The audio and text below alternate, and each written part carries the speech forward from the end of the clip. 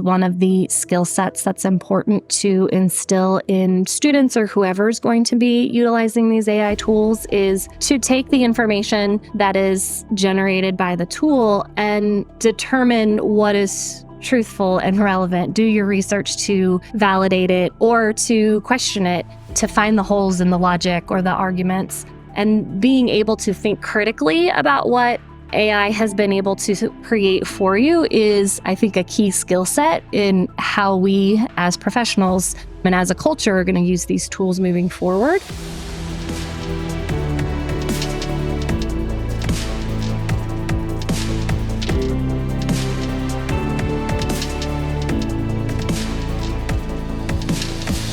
Hello and welcome, everyone. I am so glad to have you here for another episode of the Care to Lead interview series. Today, we're going to be discussing how AI is disrupting industries, and we know that it is disrupting every industry everywhere.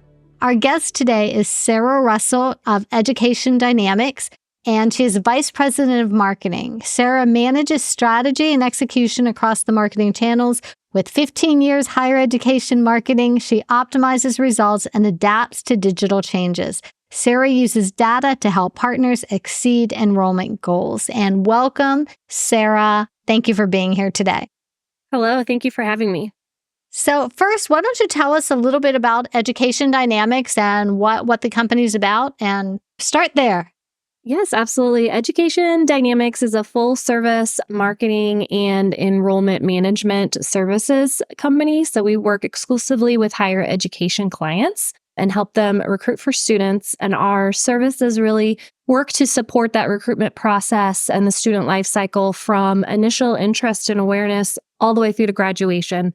So we provide marketing services as well as enrollment coaching and admissions support and retention services as well. So really seeking to empower students by partnering with institutions and helping them get the education that's going to change their life. That's awesome. So tell me, how did you get into this field of what you're doing right now? I studied marketing and communications in college. I knew that was kind of the agency world was something that was very interesting to me.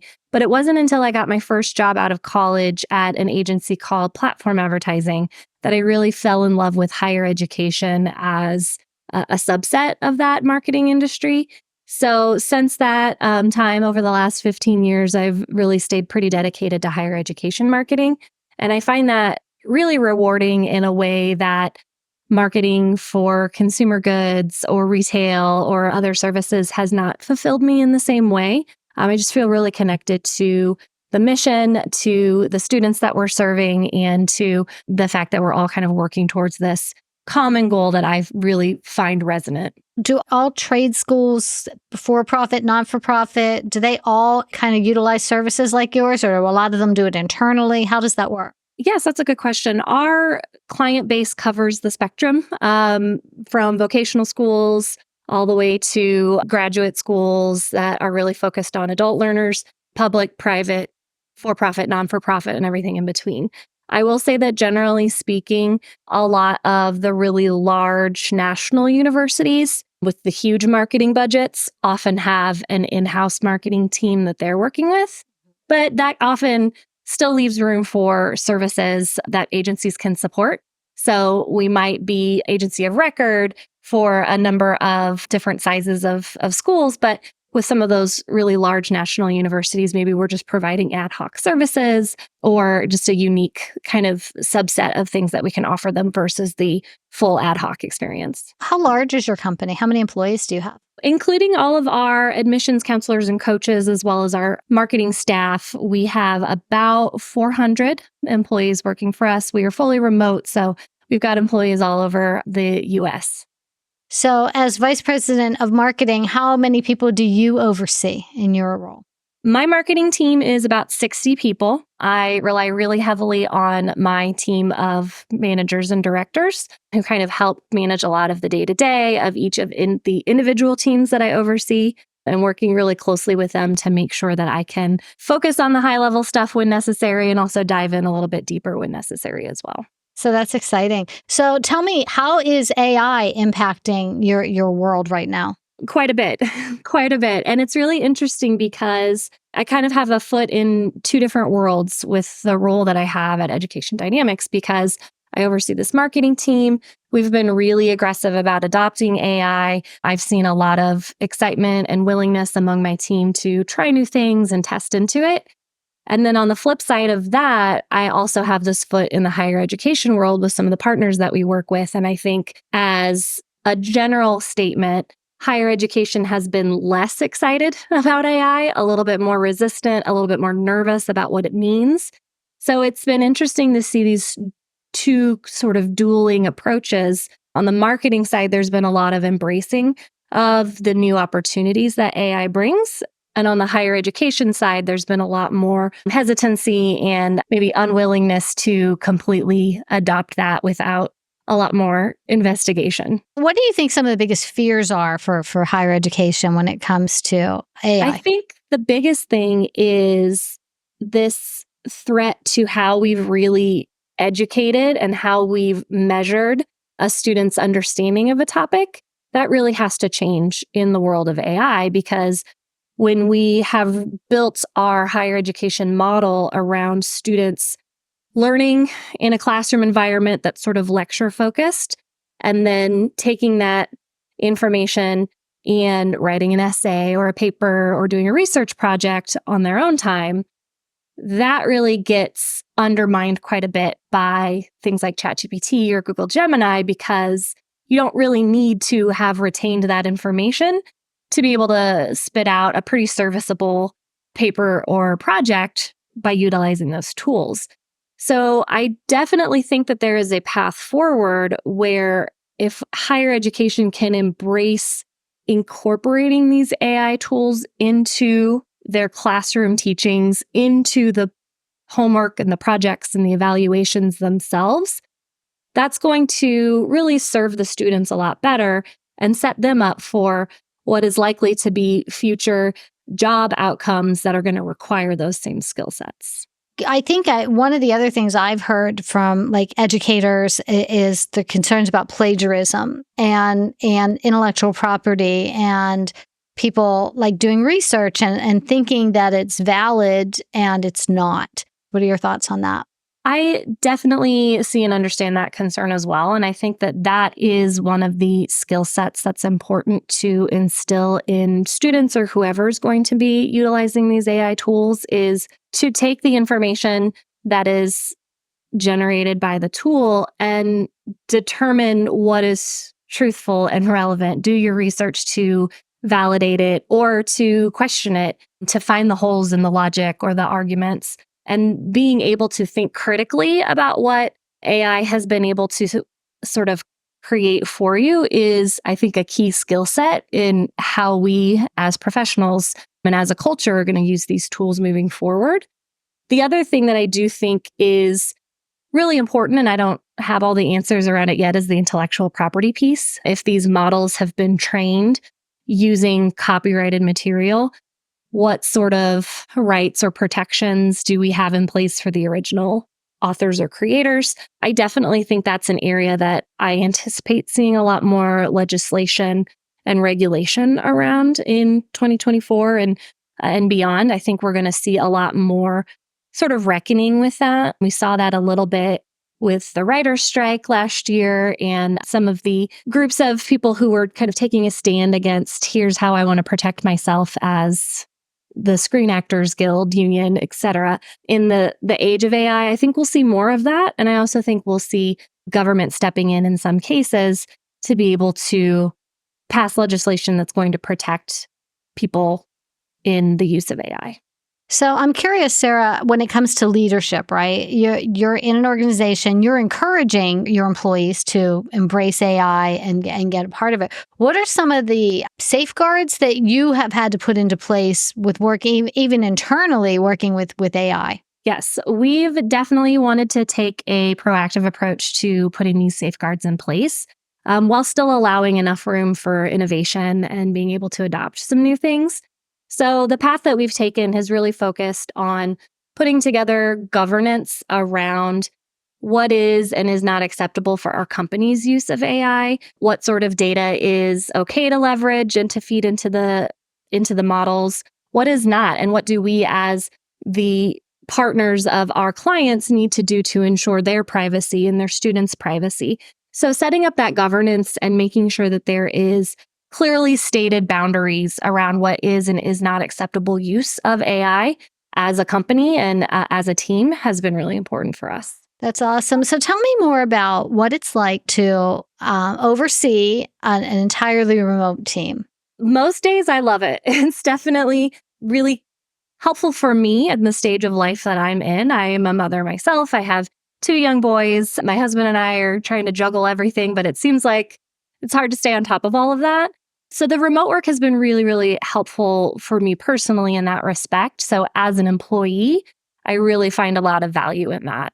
As a manager and a leader, it's been really important for me to sort of go the extra mile to establish relationships that have only existed virtually or with people that I've only met in person a handful of times. There's, I think, more foundational relationship work that you have to do to be able to build that relationship virtually versus in person. And just being cognizant of that, putting in the extra effort, making sure that you're checking in or having space for conversations that are a little bit more extemporaneous and just happen rather than being fully regimented with an agenda or something like that has been really good for me as a manager, as well as leveraging a couple of tools that are specific to helping build those manager and employee relationships. So 15.5 is a tool that my team and I use to help coordinate our one-on-ones, to help work together on goals, that sort of thing. Having that structure has been really helpful as well. So I certainly see the pitfalls of fully remote, but I have been very grateful that our company has remained dedicated to fully remote work, even in an environment where a lot of companies are moving to hybrid return to office. I don't think that is something that I'm ready to go back to, any sort of fully in office approach. And I think our team has done a very good job of rising to the occasion of proving why and how remote work can be successful. So for our listeners and our viewers who aren't familiar, can you break down the 15.5 structure that you use? We use in our coaching and our executive coaching, we use a lot of protocols and structures and systems, but we know that language really quickly, but our listeners might not. Yes, 15.5 is a tool that is really built around developing these one-on-one agendas and prompts, as well as developing a regular check-in cadence that happens online. So you've got your in-person one-on-ones, you're creating those structures and agendas for that. But then there's also an online check-in process that allows you to set up a variety of questions, a question bank with some prompts that are really going to ask the employee to think about, am I being fulfilled, or what are my challenges and what are my roadblocks? And I have personally found, especially in the world of fully remote, that a one-to-one conversation doesn't always bring those things up naturally. So having this kind of offline sort of version of that you can then touch base back on when you're meeting has been really helpful. It provides some structure, but not overly so. Then there are also a couple of features within 15.5 that I really enjoy. Like there's a whole goals and objectives component that you can use to track towards shared goals. It's been really helpful. And there's a best self review, which is kind of our response or our version of performance reviews, but a lot less focus on ratings or providing 1 out of 5, 5 out of 5. It's more about these are your opportunities and this is what you're good at and how do we continue to put you in positions to succeed. And it's a lot more conversational than it is kind of giving people ratings or number scales. So it sounds like you've got some good systems in place. Curious, one of the things we do with leadership teams is we have them set up like rules of engagement for their meetings and so on. And I'm curious, in your role with everyone being remote, I'm sure you have more than just one-on-ones. You have group meetings and session meetings. What are your rules on, cameras off? I would say there are no hard and fast rules. Typically, when we are meeting with outside partners, clients or vendors or other partners that we're working with, highly encouraged to have cameras on, just as an outward reflection of us as a company, making sure that we are maintaining those channels of approachability and openness. Internal meetings, I think it's going to be a little bit more focused on what is the purpose and need for that particular meeting. We try to have a lot of team building and fun opportunities as well as business opportunities within the meetings. And I've found that those can tend to be really helpful if we're having cameras on. But if we're focused on powering through a project, we're kind of focused on our screens, it's a little bit more of a workshop environment. Cameras off can sometimes be a little bit more productive there. And sometimes you log into maybe a small group meeting and nobody's really feeling it. Maybe it's a Monday morning. We're not quite ready for people to be seeing us or us to be seeing other people. And in those cases, it's really evaluating the room and like, how are we feeling? Do we want to go cameras off today or do we want to keep them on? And just being really adaptable and kind of rolling with that has been our approach. So no hard and fast rules, but making sure that we are thinking about what is necessary in that meeting and in that moment. So how do you, as a supervisor, like when you get on a meeting and say it's a meeting where in your perspective, in your mind, you think that this definitely should be a cameras on meeting and 90% of the people in the meeting have their cameras on and seem to be engaged, but there's that part that just keeps their cameras off. How does that make you feel as a leader and how do you handle that? Yes, it definitely makes me ask a couple of questions. The first question that I ask in that scenario is if their cameras are off and they're still engaged in the conversation. To me, maybe that's a personal preference. Maybe we can dig into that in a one-on-one and kind of understand, is there a holdup here or a roadblock? I don't want to force anybody to do something that they're uncomfortable with, but just to understand, am I still getting what I need out of that employee in that meeting, even with their camera off? That's less of a big deal for me.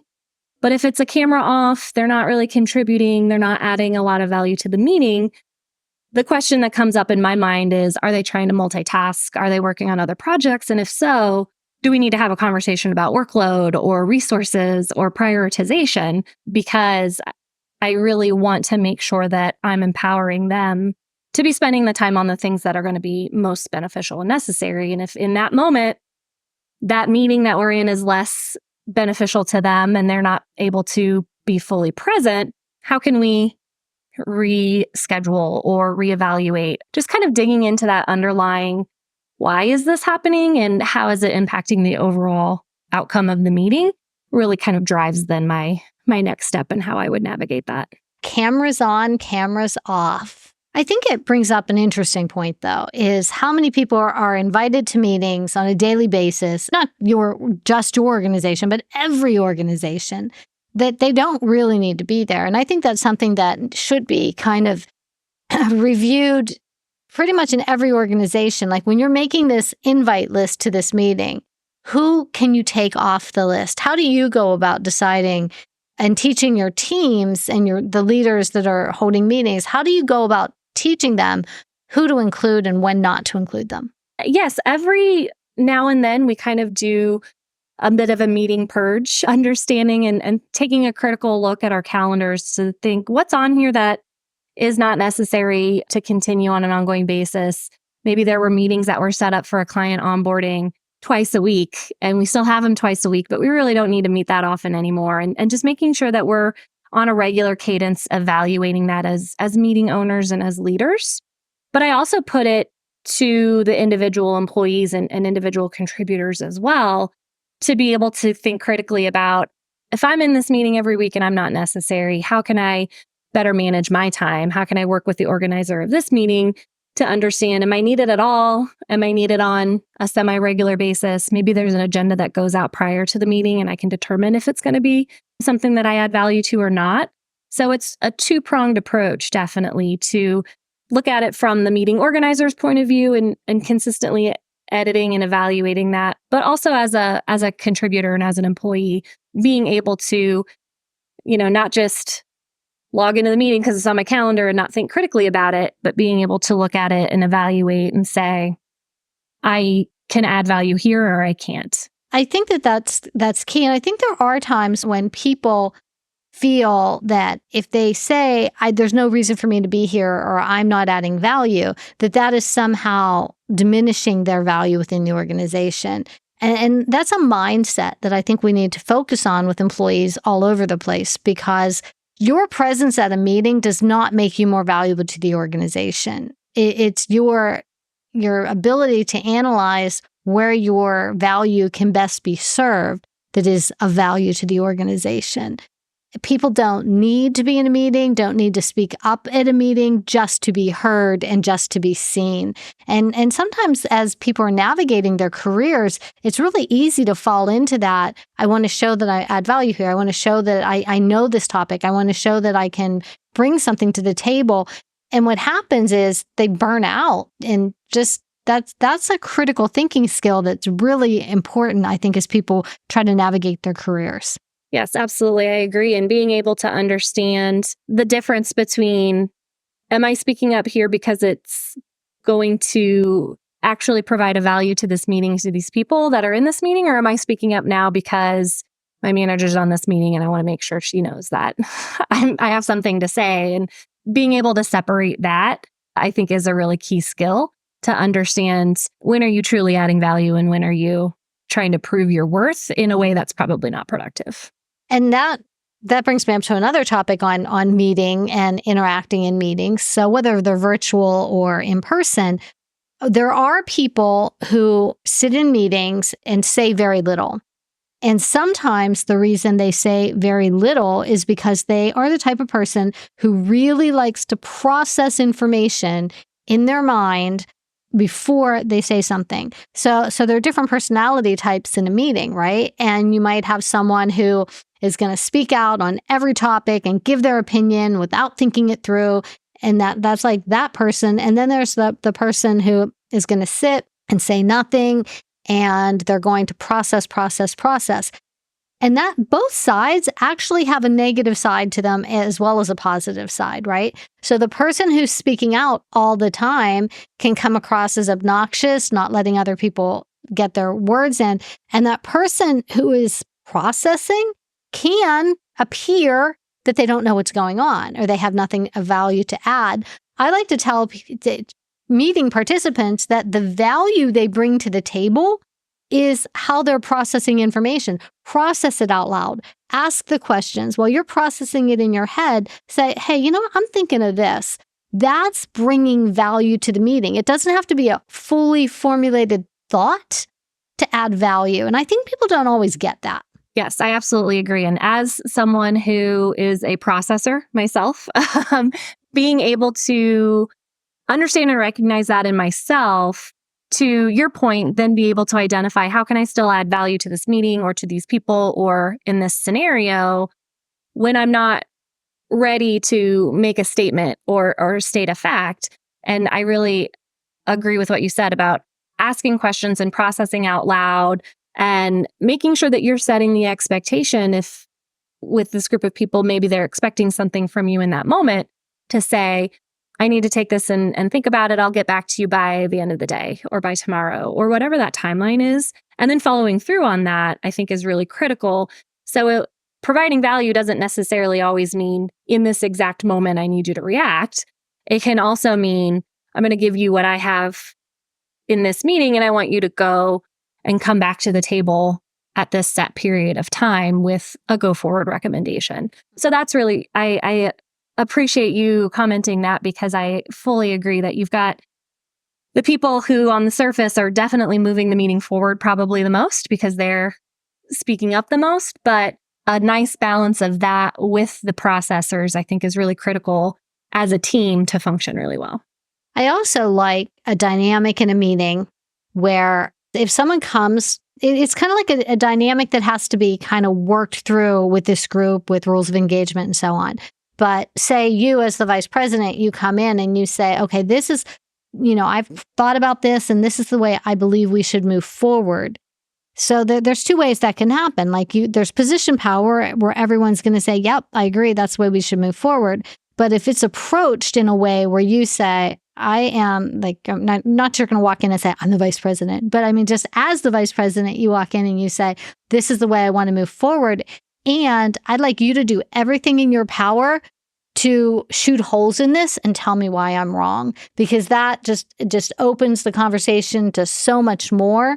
And it creates an environment of taking risk, and it creates an environment where you're getting ideas that you never would have gotten. And I think that's a way of interacting in meetings that needs to be taught and practiced, but it's so powerful. I always call it, I could be wrong. The I could be wrong approach of going to a meeting. Everything that comes out of your mouth, just recognize you could be wrong, no matter how right you think you are. I tell my husband that all the time. You could be wrong. Yeah, absolutely. I definitely try to emulate that. I know I'm not perfect in it, but being able to, like I said earlier, rely on the team of leaders that we've been able to build within the marketing department.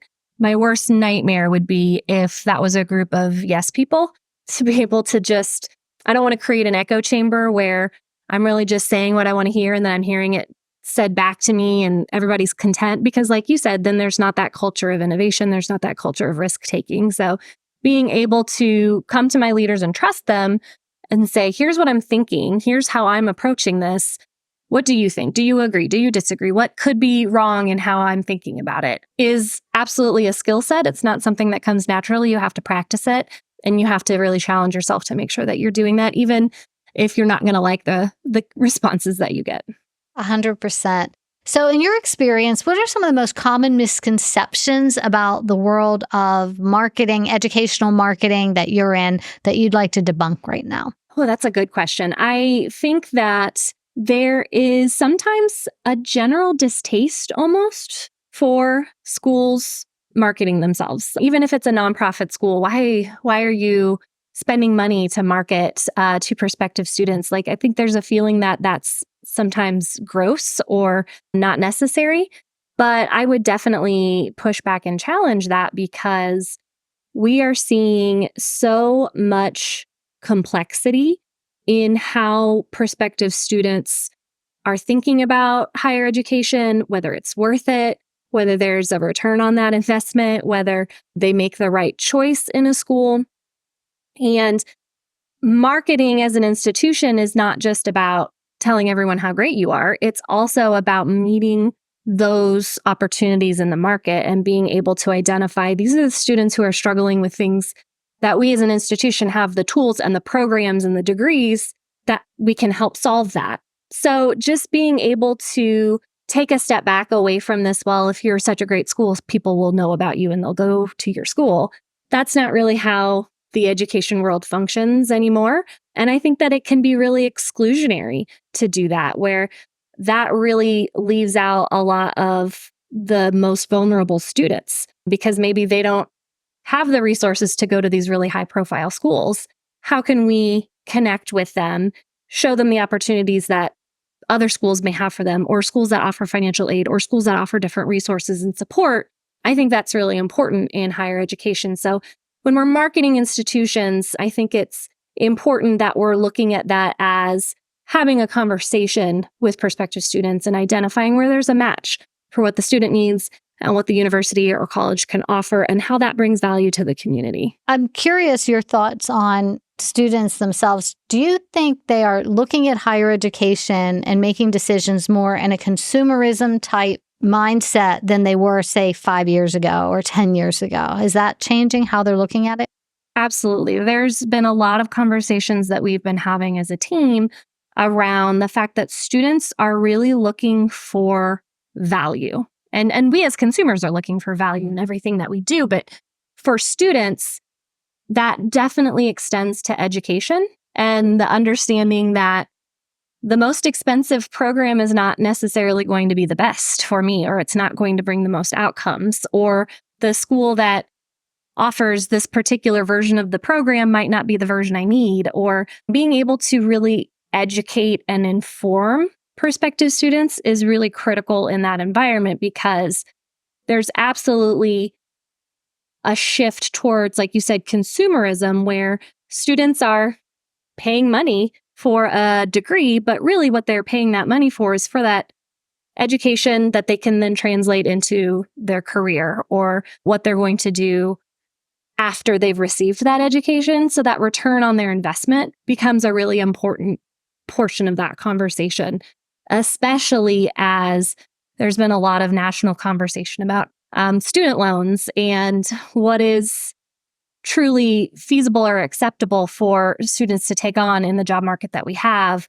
And so that's really led to a rise in short-term courses and certifications and boot camps, and making sure that schools are evolving with students in that way will be really critical going forward. The schools that aren't going to meet that need that students have because it doesn't fit with their preferred model are not going to really be able to keep up with how that market is shifting. I think the whole, and you bring up school debt, I find it interesting. I have 2 adult children, both went to undergrad and then grad school. And one went to law school and one went to school to become an acupuncturist. And on the surface, you might think they're, very different. But when the final price tag was done, the acupuncturist spent as much as the law school student did. Only she had more opportunity for loan forgiveness working in nonprofit for 10 years than the acupuncturist really did. So it is astronomical. I know in his school, it was a for-profit. It was one of those things that do wellness and all of that. And it was an accredited university. But they had this piece where you had to do clinic hours. And so the students were working in the clinic and the public was coming in and paying the school. So the students are paying their tuition. The public is coming in and paying the school. And if you didn't have enough patients that were coming in, you couldn't graduate. So the students ended up paying people to come in. And it was just like, it was insane how it all worked in order to get some of these degrees. So it's good that students are starting to look at it as consumers and say, hey, wait, I'm spending a lot of money. What are you doing for me? Yes, absolutely. It's definitely a two-way street. And I'm so sorry that there was not a great experience there, but I think that that's really emblematic of the model and the approach that needs to go by the wayside. Being able to approach all of that in a student-first mindset, those are the schools that I think are going to really prevail. 100%. I agree totally. So for our listeners who want to learn more about your work, how can they connect with you and your company? Yes, so EducationDynamics.com is the website for our company. You can also follow us on LinkedIn. There's a lot of really great information that comes out on our LinkedIn. We release a lot of white papers and research and things that, if you're in the higher education space, I think are going to be really helpful for you to understand the shifts in the marketplace. And you can find me on the leadership page of Education Dynamics website, follow me on LinkedIn, and that's the best way to get in contact as well if you would like to. Sarah, is there anything else you want people to know today? Just that even though I definitely consider myself something of an evangelist for AI and how the world is changing, it's also scary to me too sometimes. So if you're feeling hesitant, if you're feeling nervous, I think that's healthy and that's good. Just don't let that hold you back from experimenting with some of the tools, trying it out, thinking critically about how it might apply to you, to your industry, to your role, and just being able to kind of sit with that hesitancy and that nervousness, but take action anyway. That's awesome. And I want to thank you for being here. And for our listeners, thank you for tuning in to the Care to Lead video series. If you found this episode valuable and you want to stay updated on our latest interviews and insights, remember to subscribe to our YouTube channel, or you can find us on your favorite podcast platform. Until next time, remember, leaders who care to lead. Thank you.